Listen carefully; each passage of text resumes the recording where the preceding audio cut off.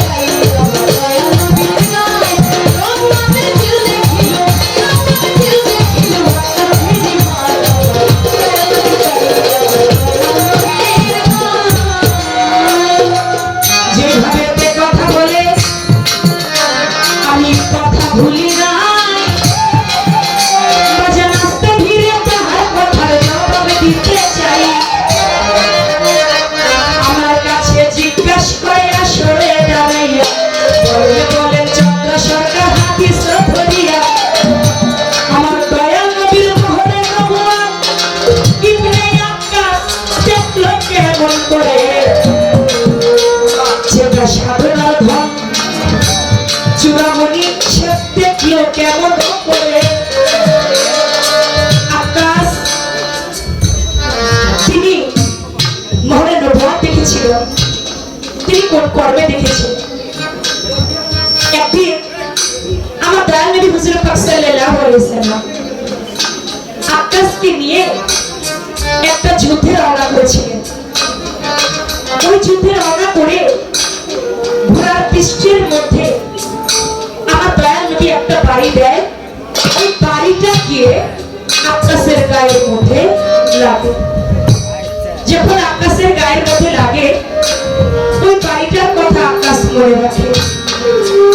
একদিন আমার দয়াল নবীর অন্তিম সজ্জায় হযরত বিলালকে বলতেছে, হযরত বিলাল তুমি যাও, ধপ বাজাও, ধপ বাজিয়ে তুমি মানুষের কাছে জানতে চাও কেউ কি আমার কাছে কোনো ঋণ আছে কিনা। যদি ঋণ থাকে আমি তার ঋণ পরিশোধ না করে আমি দয়াল নবী বিদায় নিতে চাই না।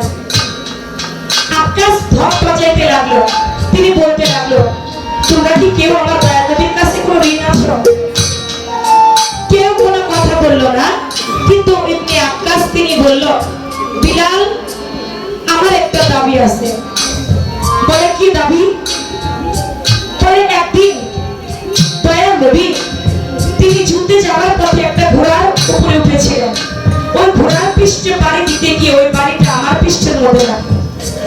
আমার সেদিন থেকে ইচ্ছা ওই বাড়িটা আমি দয়াল নবীর গায়ে ফেরত দিতে চাই।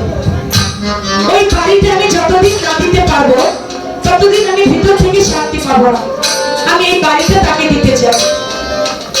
হযরত বিলাল এসে আমার দয়াল নবীর কাছে বলে, সেখানে মা ফাতেমা জোহরা, হাসান হুসাইন, আমার হযরত আলী করমুল্লাহ ওয়াজহু, তারা সবাই ছিলেন। সবাই বলতে লাগলো, গিয়ে বিলাল রে, আকাশকে তুমি নাকি আমার দয়াল নবীর গায়ে বাড়ি দিবে? ও আকাশ, যে নবী না হইলে তুমি আমি পৃথিবীতে একটা মাখলুকাতের মধ্যে একটা বালকনা হতো না, তুমি সেই নবীর গায়ে আঘাত করবা? আকাশ, তুমি একটা বাড়ির বদলে আমি হযরত আলী তুমি আমার গায়ে 100টা বাড়ি দাও। কিন্তু আকাশ বলে তা হবে না, যিনি আমাকে বাড়ি দিয়েছে আমি বাড়িটা তাকে দিতে চাই। আমার মা ফাতেমা জোহরা তিনিও বলে, আকাশ তুমি বাড়িটা আমাকে দাও। বলে হবে না। হাসান হুসাইন বলে বাড়িটা আমাকে দাও, তাও বলে হবে না। আমাকে যিনি বাড়ি দিয়েছে বলেছে দাও, আমি বাড়িটা তাকেই ফেরত দিতে চাই। আমার দয়াল নবী বলে, তোমরা কেউ ধৈর্য হারা হইও না। আকাশ আমাকে বাড়ি দিতে চায়, ঠিক আছে আকাশ আমাকে বাড়ি দিবে, আকাশকে পাঠিয়ে দাও। আকাশ আসছে, এসে বলতেছে, ইয়া রাসূলুল্লাহ আপনার মনে আছে আপনি আমাকে একদিন বাড়ি দিয়েছিলেন? বলে হ্যাঁ আকাশ আমার মনে আছে। আমি ঘোড়ার পৃষ্ঠে বাড়ি দিতে গিয়ে তোমার পৃষ্ঠে বাড়ি লেগে যায়। বলে হ্যাঁ ওই বাড়িটা আমি আপনাকে ফেরত দিতে চাই। বলে ঠিক আছে, আমি প্রস্তুত আছি, তুমি আমাকে বাড়ি দাও। আকাশ বলে না, আপনি যখন আমাকে বাড়ি দিয়েছিলেন তখন কোনো মানুষ দেখে না, কোনো মানুষ ছিল না। আপনার এখানে তো কত মানুষ, আমি এদের সামনে বাড়ি দেব না, আমি আপনাকে একাকিত্ব জায়গায় বাড়ি দিতে চাই। আমার আল্লাহ নবী তিনি একটা ঘরের মধ্যে চলে গেল। ঘরে কি আকাশকে ডাকলো, আকাশ তুমি আমাকে বাড়ি দাও। আকাশ বলে, ইয়া রাসূলুল্লাহ আপনি যখন আমাকে বাড়ি দিয়েছিলেন তখন আমার গায়ে কোনো জামা কাপড় ছিল না, আপনার গায়ে তো জুবা মোবারক আছে, তাহলে আমি আপনাকে কেমন করে বাড়ি দিই? আমার দয়াল নবী তার পৃষ্ঠ মোবারক থেকে জামা মোবারকটা জুবা মোবারকটা উঠিয়ে দেবার পরে বলে, আকাশ তুমি এবার আমাকে বাড়ি দাও। বলা মাত্র আকাশ তখন বাড়ি না দিয়ে হাতের লাঠিটা হাত থেকে ফেলে দিয়ে আমার দয়াল নবীর মোহরের নবুয়তে একটা চুম্বন করলেন। বলা সুবহানাল্লাহ। হাতে থেকে লাঠিটা ফেলে দিয়ে মোহরের নবুয়তের গায়ে চুম্বন করলো। আমার দয়াল নবী বলে, আকাশ তুমি কি করলা? বলে ইয়া রাসূলুল্লাহ আপনি আমার বেয়াদবি মাফ করবেন, আপনাকে বাড়ি দেওয়া আমার কোনো উদ্দেশ্য ছিল না। আমার মায়ের মুখে শুনেছি আপনি রহমাতুল লিল আলামিন, আপনি মোহরের নবুয়ত নিয়ে পৃথিবীতে এসেছেন।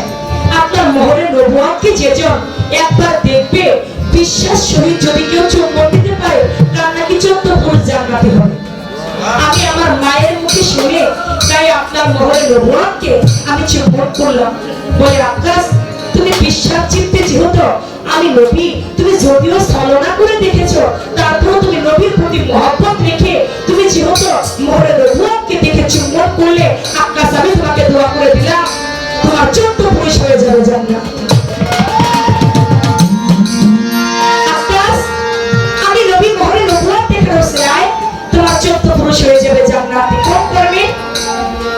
লাঠি আমার দয়াল নবীর একান্ত একজন সাহাবা তিনিও ছিলেন, যিনি ছিলেন ইবনে আব্বাস। একসাথে থেকেছেন, কিন্তু মোহরের নবুয়তের সংবাদ পেয়েছেন তার মায়ের কাছে, তাই গালের মধ্যে জমা হয়ে গেছে। নবুয়তি সিল দেখিল আব্বাসের মায়, আমার দয়াল নবীর গায়ে আমার দয়াল নবী। এই ছিল আমার সুরতির একটা প্রশ্ন, আমি জবাব করলাম। এবার আপনার কাছে আমার প্রশ্ন থাকবে, ঠিক আপনি বলবেন রায়েতের মধ্যে এমন একজন আল্লাহ ওলি ছিল, ওই ওলিটা জন্ম নিলে একটা জামা নিয়া, ওই ওলিও বড় হয়, বেলায়েতের ওলিও বড় হয়, ওই জামাটাও বড় হয়। আস্তে আস্তে যত বড় ওই ওলি হয়, ওই জামাটা তত বড় হইতে লাগে। ওই আল্লাহর বেলায়েত প্রাপ্ত ওলিটা যেদিন ধরাধাম ত্যাগ করে, ওই জামাটা দিয়েই তার জানাজা নামাজ পড়ানো হয়। আপনি বলবেন সেই বেলায়েত প্রাপ্ত আল্লাহর ওলিটা কে ছিল, তার নাম ছিল কি? সে বেলায়েতের কোন কর্ম করেছিল যার কারণে তিনি জন্ম নিল জামা কাপড় নিয়ে? তিনিও বড় হয়, জামা কাপড়টাও বড় হয়, ওই জামা দিয়েই তার জানাজা পড়ানো হয়েছে। সে আল্লাহর ওলিটা ছিল কি? সে কোন বেলায়েতের অধিকারী ছিল? এই একটা প্রশ্ন রইল, একটা প্রশ্নতে বেশি একটা সুন্দর দেখায় না, কারণ বাড়ির আন্দাজে যদি ভিক্ষা না দেয় তাহলে সুন্দর হয় না। আমি সেদিকে লক্ষ্য করে আরেকটি কথা রাখবো। আপনি বলবেন বেলায়েতের মধ্যে এমন একজন আল্লাহর ওলি ছিল, তার একজন ভক্ত ছিল। ওই ভক্তকে অনেক চেষ্টা করে বেলায়েত প্রাপ্ত বানাবার জন্য, কোন মতেই করে বেলায়েতের অধিকারী বানাইতে পারে না। না পারাতে একদিন পানির ভেতরে চুবাইছে, পানির ভেতরে চুবাইয়া আর বেলায়েত দান করছে। একটি নতুন প্রশ্ন করবে, আপনি বলবেন সেই বেলায়েতের আল্লাহর ওলিটা কে ছিল? অনেক কৌশলে বেলায়েত প্রাপ্ত করতে চাইছে, কোনো মতেই হয়ে ওঠে না। ওই পানির ভিতরে নিয়ে চুবাইলো, চুবানোর পরে বেলায়েত হাসিল করলো। কোন বেলায়েত হাসিল করেছিল? সেই আল্লাহর ওলি ছিল কে? তার যে ভক্তটাকে যে আল্লাহর ওলি বানাইলো, বেলায়েত প্রাপ্ত করলো, তিনি ছিল কে? বিষয়টা ছিল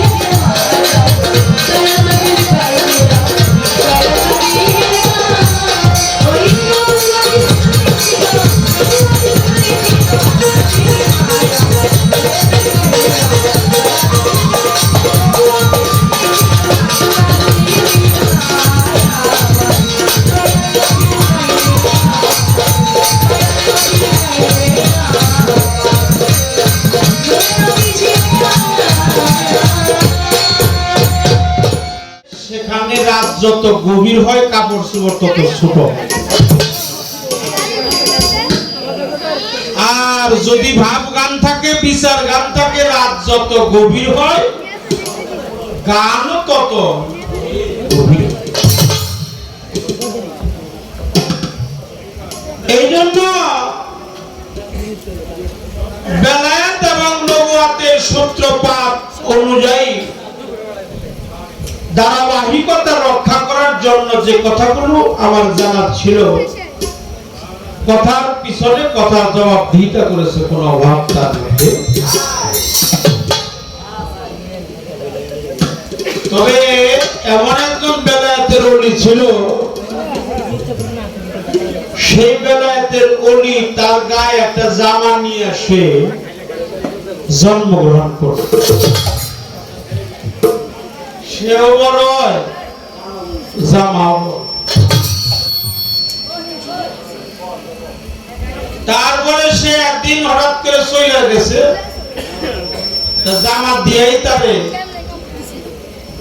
কাপড়ের কাপড় বানাইয়া পৃথিবী থেকে তাকে বিদায় করা হয়েছে।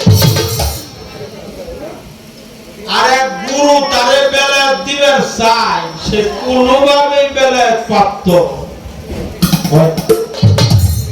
শেষে তারে পানির মধ্যে চুবাইয়া চুবাইয়া তার বেলায়েত।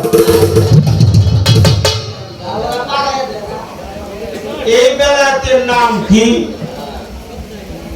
আর এই বেলায়েত দেয় কিভাবে আর নেয় কিভাবে? আর এই বেলায়েত যারে দিল সুবাইয়া, তার নামটা কি? আর যে দিল তার নামটা কি? আমি যতটুকু জানি বলার চেষ্টা করব। জামা কাপড় নিয়ে একজন আল্লাহর নবী জন্মগ্রহণ করছে। শুধু তাই নয়, আমাদের প্রিয় নবীর সাথে কারো তুলনা নাই। আল্লাহ রাসূল বলছে মিশরের মধ্যে একটা প্রচলিত নূরের রোশনাই প্রস্ফুটিত আছে। অর্থাৎ মিশরে হলো ইউসুফ নবী আসছিলেন। ইউসুফ নবীর চেহারাটা আল্লাহ এত সুন্দর করছে, প্রিয় নবীর সাথে তুলনা নাই যদিও, কিন্তু অন্যান্য নবীদের চাইতে সবচেয়ে সুন্দর ছিল ইউসুফ। সে গায়ে জামা পরিধান অবস্থায় পৃথিবীতে মানুষ বেশে আসছিলেন। তার গায়ে যে জামা, এই জামার মধ্যে ছিল নবুয়াতের মাঝে। এটা হলো আমি যেটা জানছি, এটা কইলাম। আর পানির মধ্যে যে সুবাইয়া দিল বেলায়া, এই পানির মধ্যে দিল কেমনে করে দিল?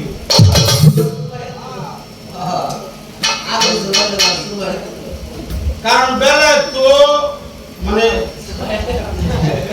আমার মনে হয় এই পানি নেই, পানি ছাড়াও মনে হয় পানি আছে। এইটা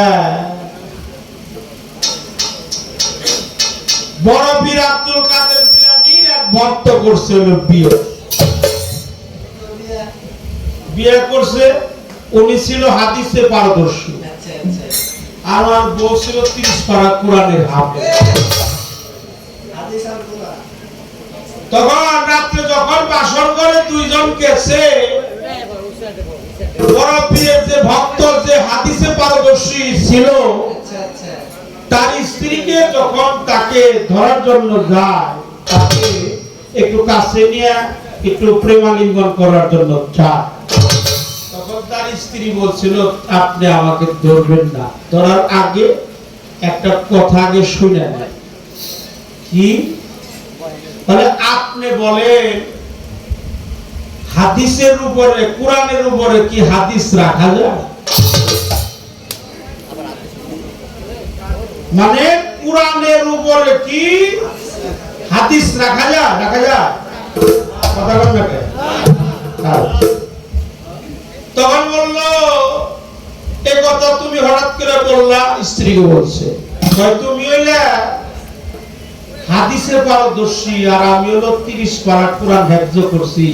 আমি হলো কোরআনের হাফেজ, আর তুমি হইলো হাদিস। তুমি হাদিস, আমি কোরআন। তোমায় কোরআনের উপর তো হাদিস রাখা যায় না, তুমি আমাকে ধরবা না, তোমার সাথে আমার কোনো মেলামেশা হবে না। বড় পীরের দরবারে চলে গেছে, সব রাত পোহাইয়া গেছে। পরে গেছে হুজুরের কাছে, বড় পীরকে বলছে, হুজুর আমি যে রাত্রে বিয়ে করছি উনি হলো কোরআনের হাফেজ আর আমি হলো হাদিসে পারদর্শী। এর কি কোরআনের উপর কি হাদিস রাখা যাবে? আমার বড় পীর বলল না রে, কোরআনের উপরে কখনো হাদিস। তাহলে তুই আমার কাছে যেহেতু তুই বিয়ে করছ, তোর বউ হলো কোরআনের হাফেজ, ৩০ পারা মুখস্থ, তুই হলো হাদিসে পারদর্শী। আর তুই আমার বুকের সাথে বুকটা মিশায়, সিনার সাথে যখন সিনা মিশাইয়া এলমে লুদুল বিদ্যা জারি করে দিছে, কলম যখন জারি করে দিছে, তখন সে ৩০ পারা কোরআনের হাফেজ বড় বিদ্যারে মারে। তখন বলো যা এবার কোরআনের উপরে পুরা।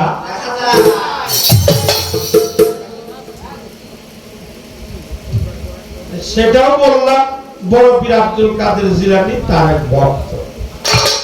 আর আমি আরেকটা দলিল জানি, হাফেজ সিরাজি নামে এক ভক্ত ছিল, তিনি আমাদের বেলায়েতের জামানায় একজন আল্লাহর ওলি, আর গায়ে জামা পরিধান অবস্থায় ছিলেন। বাগদাদের একটা ঘটনা, যারা বড় পীরের জীবনী পড়েন তারা এটা বুঝবেন। তার নাম হলো হাফেজ সিরাজি। সেও বড় হয়, জামাও বড় হয়, আস্তে আস্তে বড় হইয়া এই জামাই তারে শেষে কাফন বানাইয়া তাকে কবরস্থ করা হয়। তো একটা গান আমার গাইতে হবে, একটা গান আমি করি, তারপরে ছোট্ট একটা প্রশ্ন।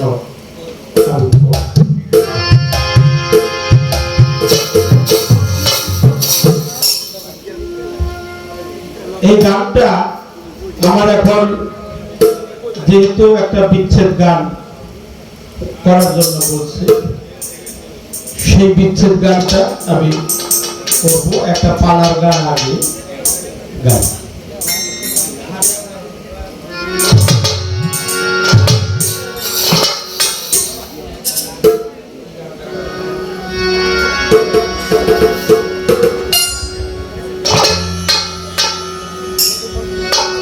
বেলায়েতের পালা জিনিসটা পীরের গান, ভক্তের গান। এই গানটা আমার এখন গাইতে হবে।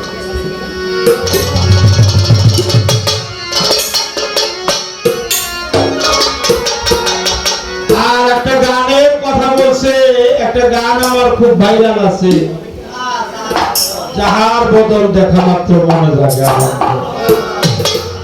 আমি এই গানটা গাবো এই আসরে না, পরে আসরে। তবে যদি আমার সঙ্গে আদেশ দেয় তাহলে গাও, যেহেতু পালা চলছে। আমি জানতে চাই এই মহরের নবুয়াত একটা গাছে দেখছিল, তার নামটা কি? এটা হলো হাদিস শরীফ বুখারী। মানুষ যখন মারা যায় তাকে কবরস্থ করা হয়, তাকে জীবনের শেষ গোসল দেওয়া হয়, তাকে সাদা মার্কিনের কাপড়ও পরানো হয়। কিন্তু আমার জানা দরকার একটা গাছ, তারেও গোসল দেওয়া হয়েছে, তারেও গোসল দেওয়া হয়েছে, তারেও কাফনের কাপড় পরানো। আমি জানতে চাই গাছটা কি মক্কায় না মদিনায়? এই গাছের নামটা কি? কেন তাকে কবরস্থ করা হয়? এই কথাটা আপনারা অনেকেই জানেন, তারপরেও আমার শ্রদ্ধার মুখে শুনলে একটু। পীরের বাড়ি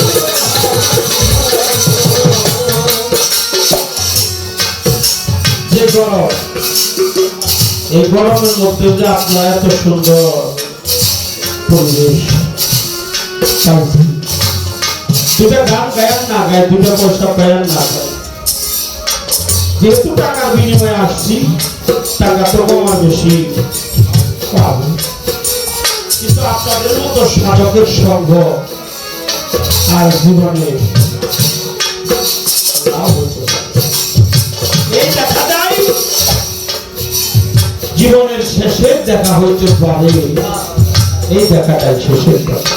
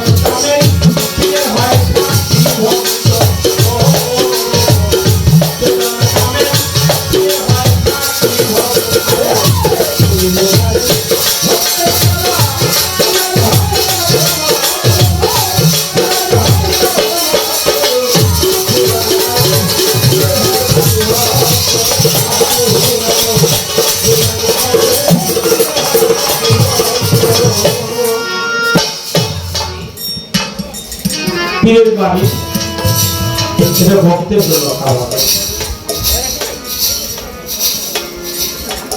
এখন যে সময়টা একটু এটা বড় করে দেন, সাউন্ডটা বড় করে দেন, মাইকটা অনেক বড়।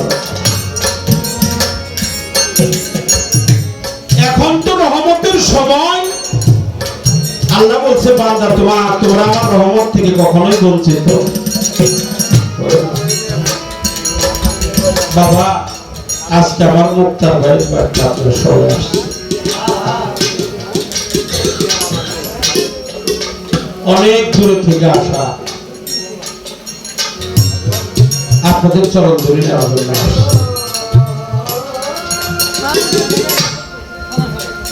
বিচ্ছেদ তো তারই হয়,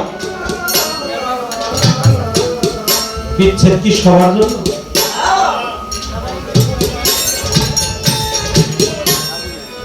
যার কাছ থেকে কিছু বিয়োগ হয়ে গেছে, বিয়োগ মানে হারিয়ে গেছে, আপনার অনেকে বাবাকে হারিয়েছেন, অনেকে মাকে হারিয়েছেন। মাকে হারাইলো যারা, বাবাকে হারাইলো যারা, যারা জোড়ার ভাইকে হারিয়েছে, এই হারানো বিরহ ব্যথা কেবল তারই অন্তঃকরণে লাগবে। যার জীবনে কোনো দুঃখ নাই ও কোনদিন বিচ্ছেদের জ্বালা বলে না।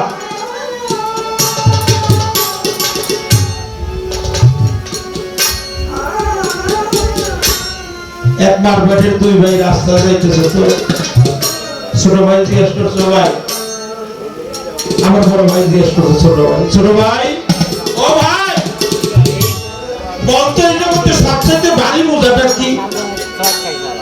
ছোট ভাই তো বুঝতে পারে নাই, মনে করছে লোহার বোঝাটা পাথরের বোঝাটা ভাই। বড় ভাই নয়নের জলে বুক বাসে কাঁদতেছে। ও ভাই প্রশ্ন করলে তুমি জবাব দিলাম আমি, অমন করে তুমি কাঁদছো, আমার প্রশ্নের জবাবটা কি সঠিক হয় না? তখন ছোট ভাইকে বলছে বড় ভাই বলছে ছোট রে, তুই বলছো পৃথিবীতে বাড়ির বোঝাটা হলো মাটির বোঝা, আর পাথরের বোঝা আর হলো লোহার বোঝা। এই জগতে লোহার চাইতেও ভারী বোঝা আছে রে, পাথরের চাইতেও ভারী বোঝা আছে। তুই বুঝতে পারস নাই যেদিন আমার জন্মদাতা পিতা আমাকে ছেড়ে চলে গেছে। বাড়িতে এসে দেখেছিলাম বাবাকে সাদা মার্কিনের কাপড় দিয়া আমার বাবার দেহটা ঢাইকা রাখছে, খাটের মধ্যে শোয়াইছে। বাবা তারা বাবাকে হারিয়েছে, মাকে হারিয়েছে, তারা জানে সবচেয়ে বাড়ি বোঝাটা কি। আমি যখন বাড়িতে আসলাম,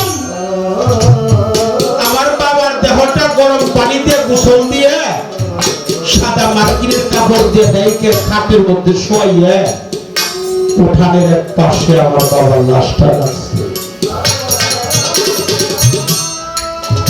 বলো তুমি না তোমার বাবার বড় সন্তান, তোমার বাবার লাশটা তুমি কাঁদিতে। ও ভাই যেদিন আমার বাবার লাশটা আমি কাঁদে নিয়েছিলাম, মনে হইল পৃথিবীটা যেন আমার কাঁধের মধ্যে তুলে দিয়েছে। এই জগতে আরো তালার বাড়ি যদি কোন সন্তান তার মায়ের লাশটা কাঁদে নিয়ে থাকে, মা হলে বাবাও, আমার মন থেকে একটা গাছ ওরে আমার এত আদরা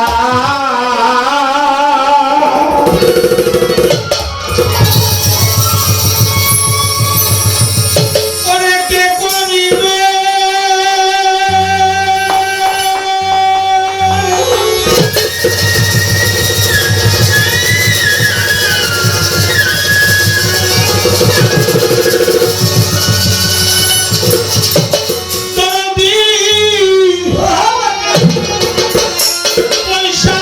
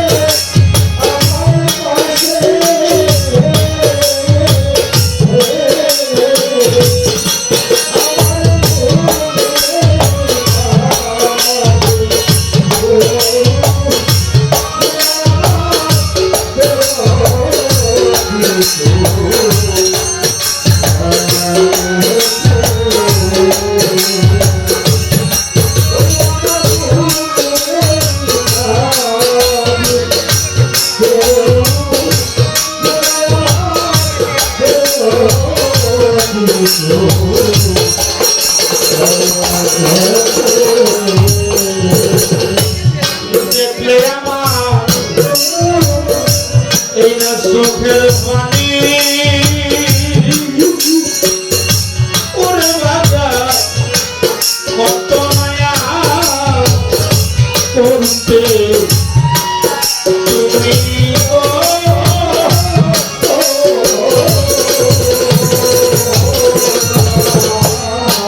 দেখলে আমার চোখের পানি আমার বাবা কতই মায়া করতো জানি গো।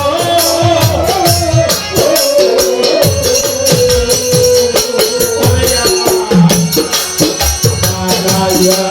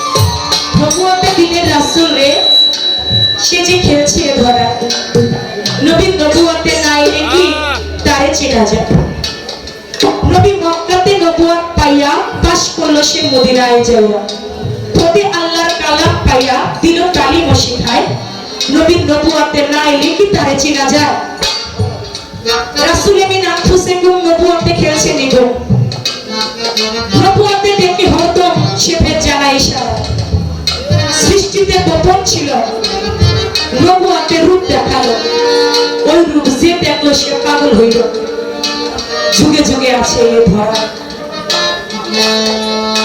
যে দেখছে সে তো পাগল হইছে আবার অনেকেই ছিল যারা দয়াল নবীর রূপকে না দেখেই পাগল হয়েছে যিনি ছিল জুনায়েদ পুত্তাবি জুনায়েদ ছিল মস্ত বড় একজন পালোয়ান ওই পালোয়ান তিনি ছিল কুস্তিবিদ এমনই কুস্তিবিদ ছিল তার সঙ্গে ইরাকের কেউ কুস্তি করে আর পারে না ইরাকের যিনি বাদশা তিনি একদিন জুনায়েদকে বলে জুনায়েদ তুমি ছোটবেলায় আমার কাছে এসেছো আমি তোমাকে লালন পালন করে বড় করলাম এর স্বাস্থ্যবান বানাইলাম এবার ইরাকের মধ্যে একটা কুস্তি খেলা দেব জুনায়েদ কুস্তি খেলায় কিন্তু তোমাকে জিততে হবে বলে কি বলেন বাদশা আমি হইলাম আপনার রাজদরবারে খেয়ে দিয়ে আমি হয়েছি জুনায়েদ মস্ত বড় পালোয়ান আর আমার সঙ্গে কে আসবে লড়তে দেখে না কার সাহস আছে আমার গেল। এদিকে বাদশা মাইকিং করে দিল, জুনায়েদের সঙ্গে যদি কেউ কুস্তি খেলে জিততে পারে তাকে অনেক অনেক অর্থ দেওয়া হবে, অনেক অনেক টাকা দেওয়া হবে। এই সংবাদ যখন মাইকের অ্যানাউন্স শুনে, এই সংবাদ যখন শুনে, তখন পৃথিবী ওইখানে ইরাকের মধ্যে কোনো মানুষের আছে ভাই, তারা মনে মনে চিন্তা করে জুনায়েদ মস্ত বড় একজন পালোয়ান, তার সঙ্গে আমরা যুদ্ধ করব, আমাদের মরণ ছাড়া আর কিছু হবে না। কুস্তি খেলে তার সঙ্গে তো আমরা জিততে পারবোই না, অথচ আমরা করতেও পারি, তার সঙ্গে আমরা কুস্তি খেলব। এদিকে আমার দয়াল নবীর একজন বংশধর, আমার দয়াল নবীর বংশধর, তিনি বলে আমি খেলবো জুনায়েদের সঙ্গে। আমি জুনায়েদের সঙ্গে খেলে, আমি যদি জুনায়েদের সঙ্গে না খেলি, আমার ঘরে দুটা ছোট ছোট শিশু বাচ্চা আছে, আমার স্ত্রী আমার ওই বাচ্চা দুইটাকে নিয়ে বানাহারে আছে, আমি যদি কুস্তি খেলে জিতি তাহলে আমার শিশু বাচ্চা দুইটা খেতে পারবে। এদিকে কুস্তির মঞ্চে জুনায়েদ গিয়েছে, ছোট আমার দয়াল নবীর বংশধর সে গিয়েছে। দেখবেন কোন একটা খেলা শুরু হবার আগে এক দল আর এক দলের সঙ্গে বুকে বুক মিলায়। কুস্তি খেলার একটা নিয়ম আছে, যখন খেলাটা শুরু করবে দুই পক্ষে বুকটা মিলিয়ে দেবে। তখন জুনায়েদ আর আমার দয়াল নবীর বংশধর যখন বুকে বুক মিলাইল, আমার দয়াল নবীর বংশধর জুনায়েদকে বলে, জুনায়েদ রে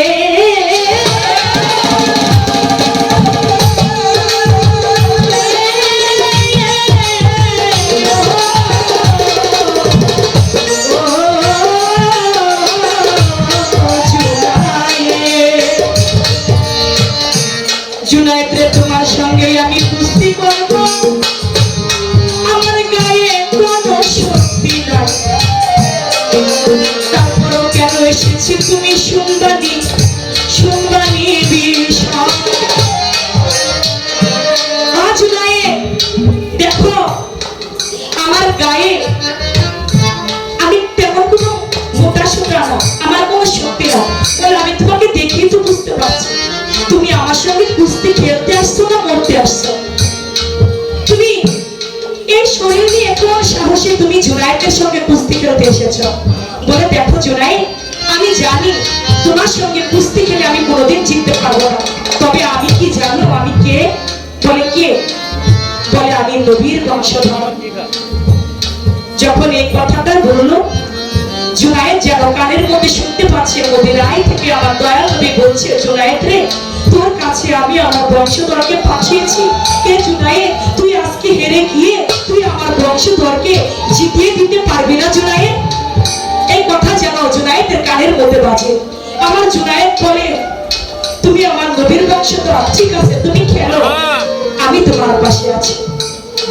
যখন জুনায়েদের গায়ের মধ্যে আমার দয়াল নবীর বংশধর লোকটি একটা কিল দেয়, ঘুষি দেয়, সঙ্গে সঙ্গে জুনায়েদ মাটির মধ্যে পড়ে যায়, আবারও দাঁড়িয়ে পড়ে, আবার আরেকবার যখন গায়ের মধ্যে আঘাত করে আবারও জুনায়েদ মাটির মধ্যে শুয়ে পড়ে। যারা লোকজন ছিল ওখানে তারা বলতেছে এটা হতে পারে না, মস্ত বড় একজন পালোয়ান জুনায়েদ তার গায়ে হাত দিতে না দিতেই সে পড়ে যায়, বিষয়টা কি? আবারও যখন জুনায়েদের গায়ের মধ্যে আমার দয়াল নবীর বংশধর হাত লাগাইল, আবারও সে জমিনের মধ্যে পড়ে গেল। ওই কুস্তির মধ্যে জিতে গেল আমার দয়াল নবীর বংশধর। আর এদিকে ইরাকের যিনি বাদশা তিনি বলতে লাগলো, জুনায়েদ তুমি আমার কাছে আসো, একজন কাঠের মতো শুকনা লোক যার গায়ে কোনো মাংস নাই, সে তোমার সঙ্গে কুস্তি করে সে জিতে গেল, তুমি হেরে গেলে তোমাকে আর আমার রাজ দরবারে ঠাঁই দেব না, তুমি এই মুহূর্তে আমার রাজ দরবার থেকে চলে যাও।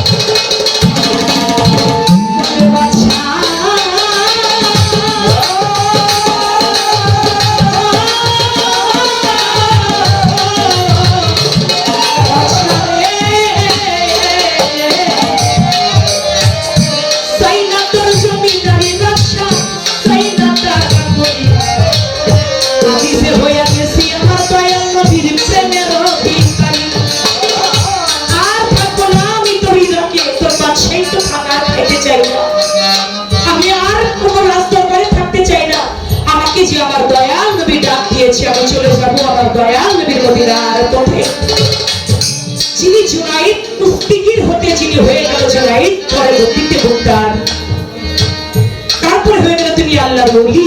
আমার দয়াল নবীর ভালোবাসায় একজন আল্লাহর ওলিও হওয়া যায়। যদি আমার দয়াল নবীর মহব্বত কারো হৃদয়ে থাকে, সে একজন আল্লাহর ওলিও হইতে পারে। তাই আমার দয়াল নবীকে দেখে অনেকেই পাগল হয়েছে, আবার অনেকেই জুনাইদ মুক্তারি ওয়াশ করনি পাগল, তারা না দেখেও পাগল হয়েছে। তাই বলেছি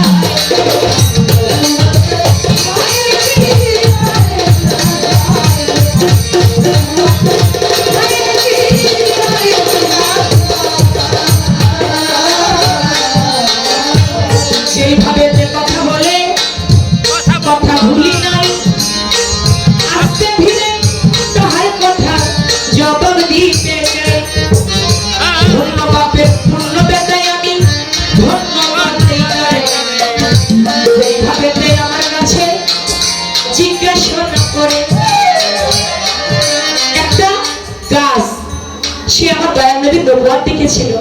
সেই গাছটা কে, কোন গাছ আপনারা অনেকেই জানেন। সেটা হচ্ছে একটা খেজুর গাছ, যার নাম ছিল উস্তুরে হান্নানা, যার নাম ছিল উস্তুরে হান্নানা।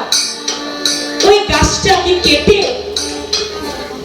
আমার দয়াল নবী একটা মসজিদের ছাদ দিয়েছিল। আমার দয়াল নবী নামাজ পড়বে বলে মসজিদের ছাদ দিয়েছিল। আর ওই গাছের একটা খুঁটি দিয়ে মিম্বর, মসজিদে যে মিম্বর, ওই মিম্বর তৈরি হবার আগে ওই গাছটার মধ্যে হালাম দিয়ে আমার দয়াল নবী খুতবা পাঠ করতেন। যখন মিম্বর তৈরি হয়ে গেল, যখন মিম্বর তৈরি হয়ে গেল, ওই মিম্বর তৈরি হবার পরে ওই কাঠটাকে সরিয়ে ফেলল। যখন সরিয়ে ফেলে ওই কাঠটা একটা শিশু বাচ্চার ন্যায় চিৎকার করতে লাগে।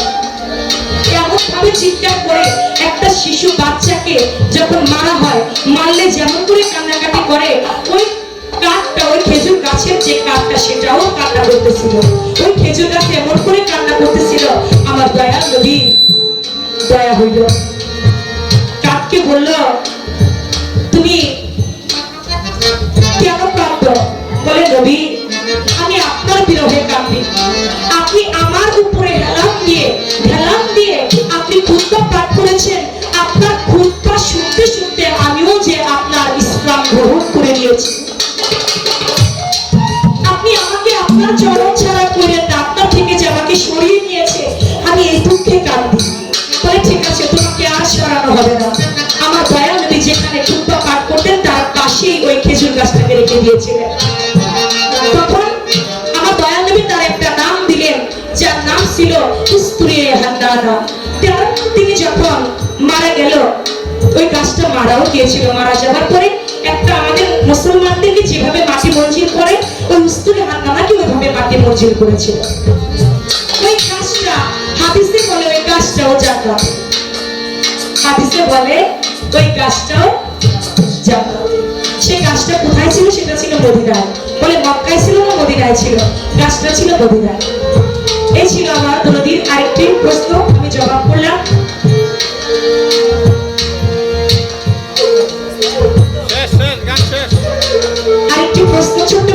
প্রশ্ন আমি রেখে বসি।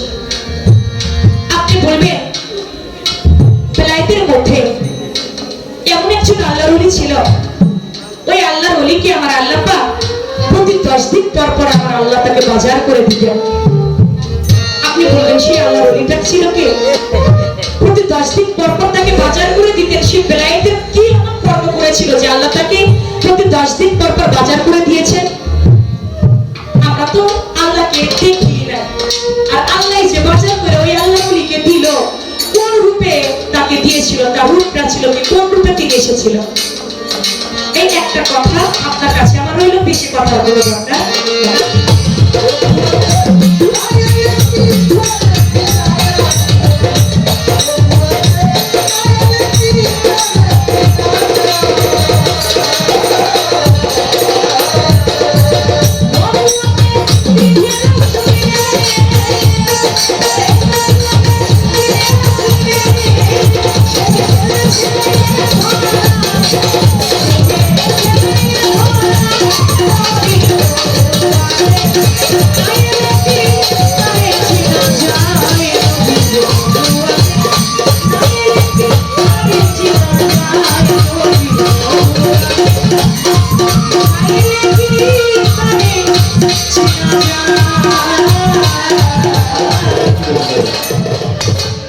জিজ্ঞেস করছে যে যুবকের বাড়ি বলে হ্যাঁ। তো তার স্ত্রী এগিয়ে গেছে, বলছে আমার স্বামী তো কাজে গেছে। বলছে হ্যাঁ, তোমার স্বামী আমাদের ওখানে কাজ করতেছে, 3 দিন ধরে তো কাজের বেতন দিতে পারছি না, এই জন্য আমরা নিজেরাই তার উপর সন্তুষ্ট হয়েছি, আল্লাহ তার উপর সন্তুষ্ট। এই জন্য চাল ডাল তরকারি সে নিজেই কিনে নেয় দিয়েছে, আল্লাহ সন্তুষ্ট হয়ে গিয়েছে। এটা নবী প্রেমিক একজন সাহাবী ছিল। আমি ছোট করে বলার চেষ্টা করব, বললে আলো অনেক বড় করে।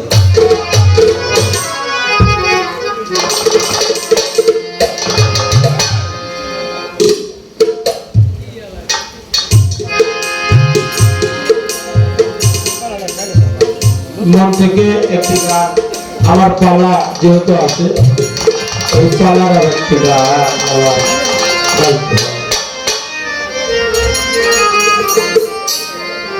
সেই পালার সূত্র ধরে এই গানটা আমার এখন গাইতে হবে। অনায়াসে দেখতে পাবি, অনায়াসে দেখতে পাবি যেখানে সর্বারাম বললে দয়া কর, বললে না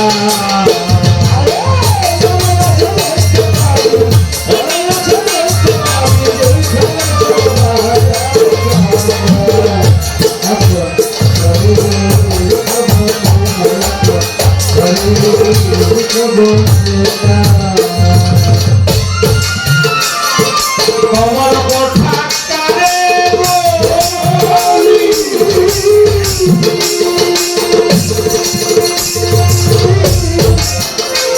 আরে যেখানে সরাসে কমল কোঠা কারে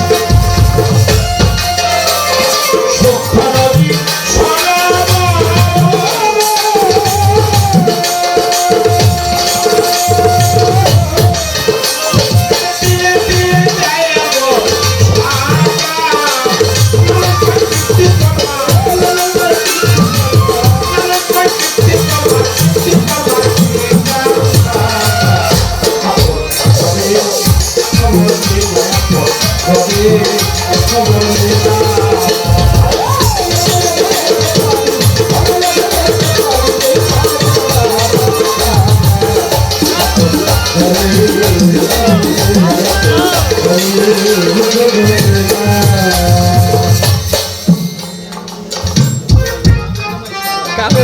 যাকে কোনোদিন কাল সাপে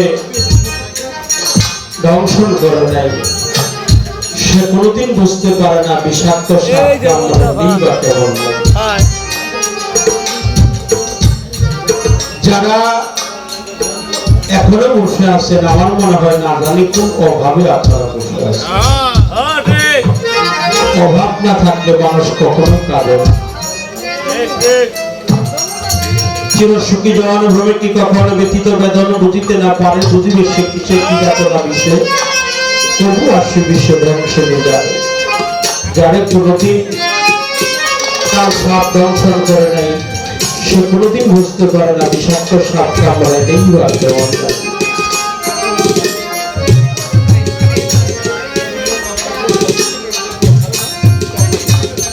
যারা একেবারে কাঙাল হয়ে বসে আছে,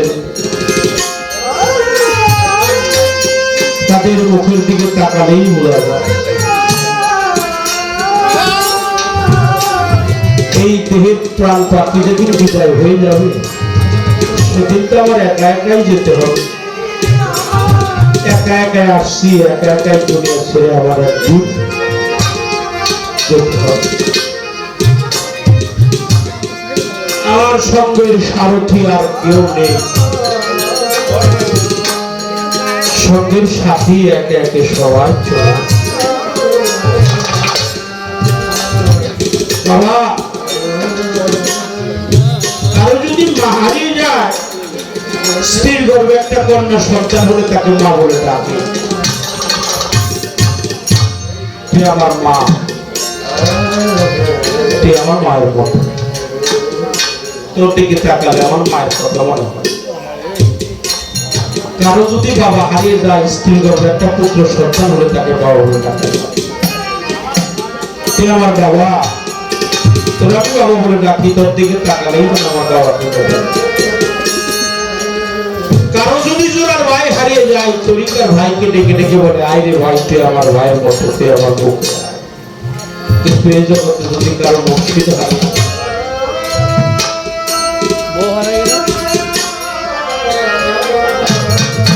যদি কারো মুর্শিদ হারিয়ে যায়, সে কি আর ঠিক থাকতে পারে? জগতে কিছু কিছু শূন্য স্থান আছে, এটা সহজেই পূরণ হয় না। তার একটা হলো, যদি কোনো ভক্তের মুর্শিদ হারিয়ে যায়, তার শূন্য স্থান জীবনে আর কোনো পূরণ হয়।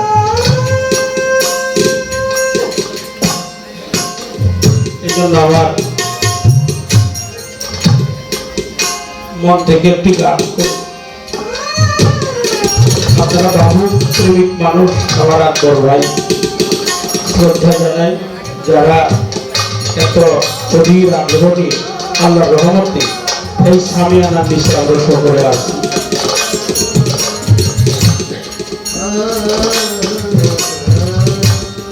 গানের সাথে সাথে আমরা যেন একেবারে সবাই একসাথে বিদায় নিতে পারি।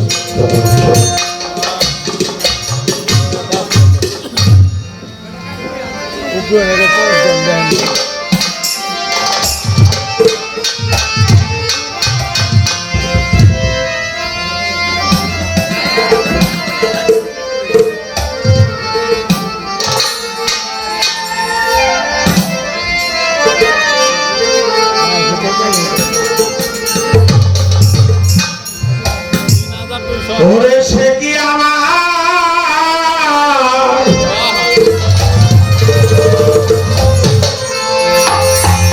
দেখলে চিনবে গো,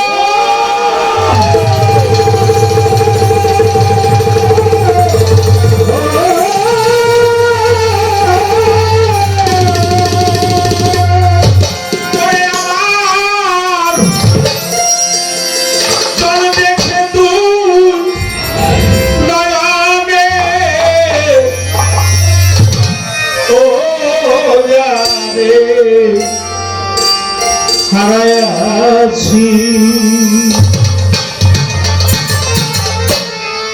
আমি যারে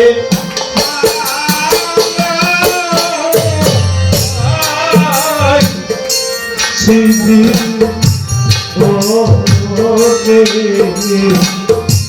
আমি যারে আমি যারে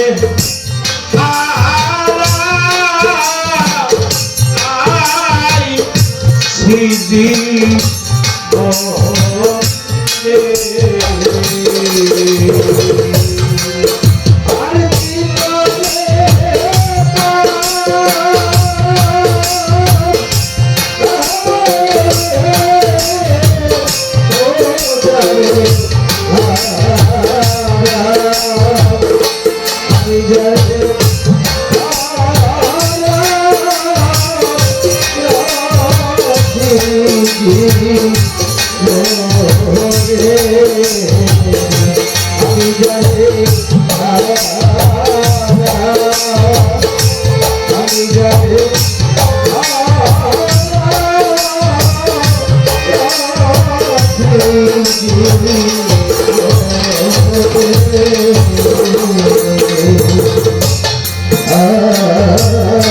বাদল জোড়া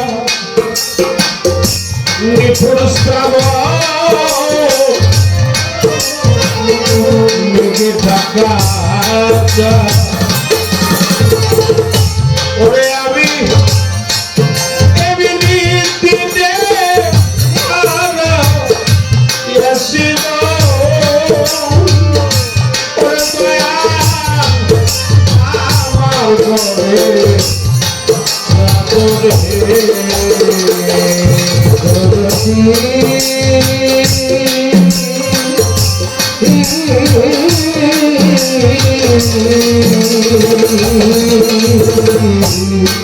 বাদল জোড়া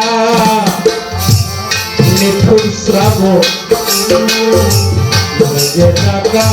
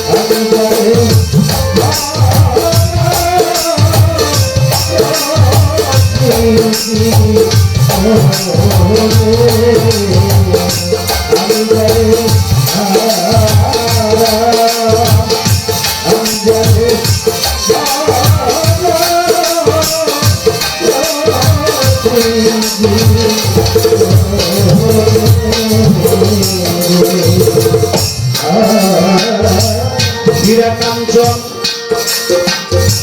মনে মক্কা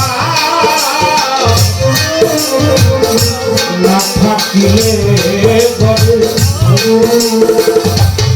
বলে আর হলে সবু কয়ে দিবি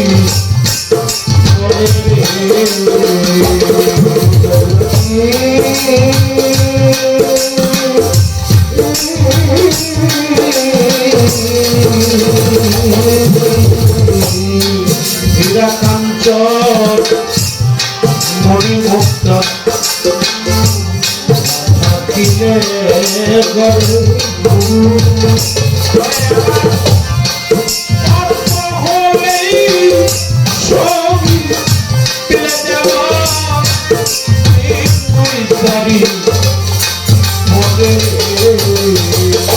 আরে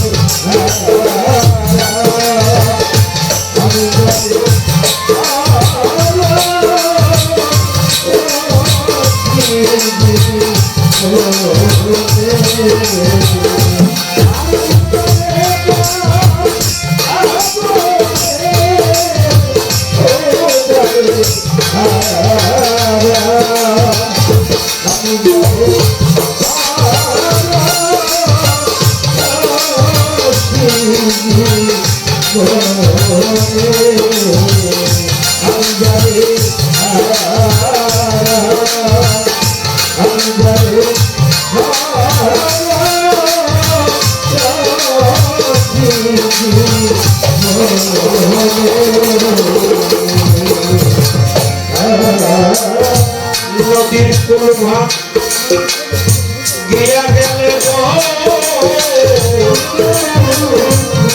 তবে ভালো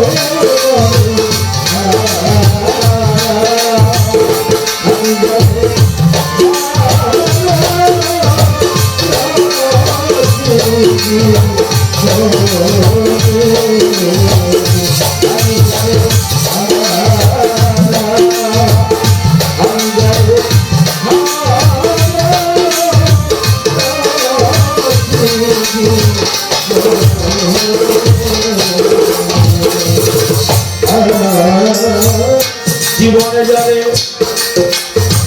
হারাই আসছি পাবো না রে ওরে আমার একটু শুধু রইল বাকি রে ওরে আমার মনের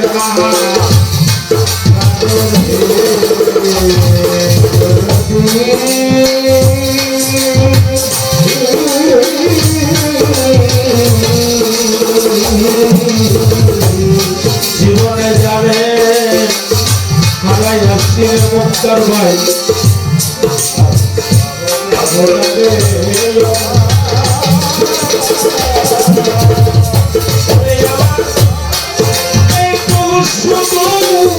রইল বাকি রে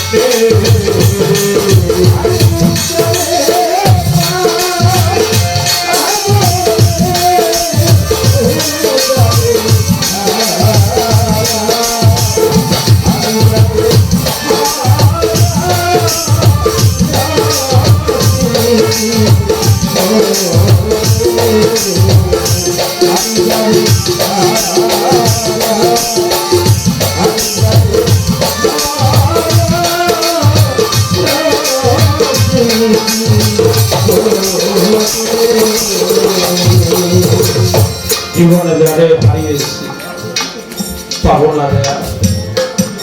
এই তো শুধু রইল বাকি আমার মনের হাহাকার।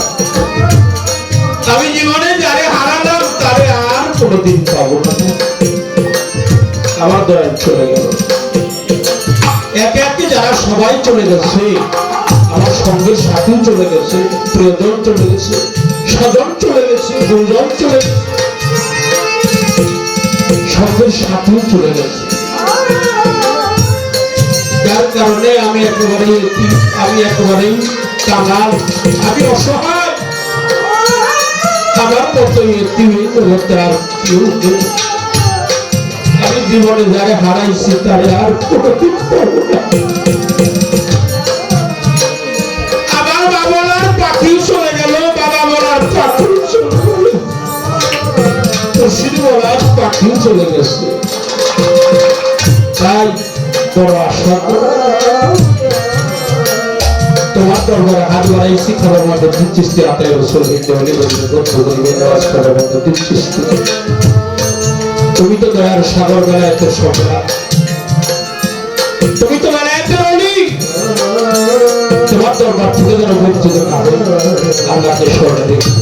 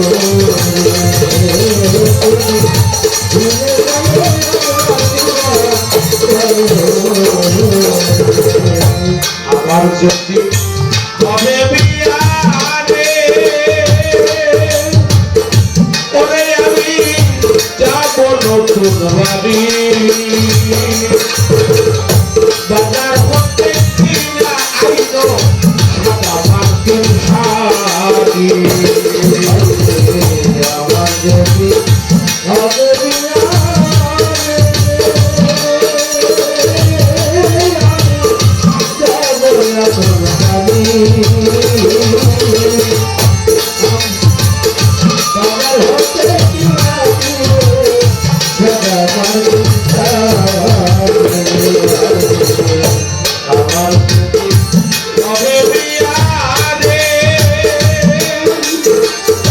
ওরে আমি যাব নতুন বাড়ি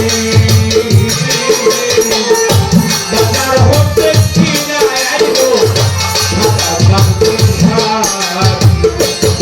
তোমার নিঃশ্বাসে নবম দুঃখ তাইও রে তোমার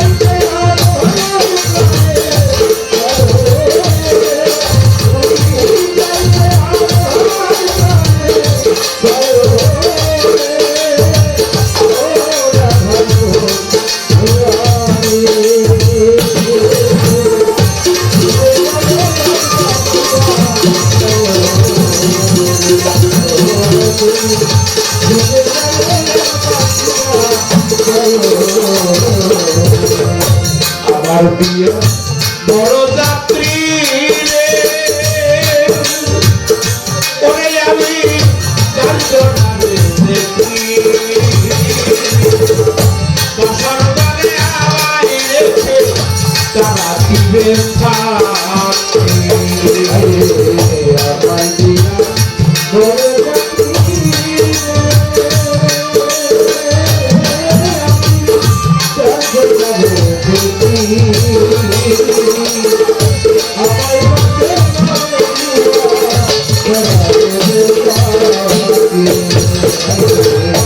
আমার বিয়া বড় যাত্রী রে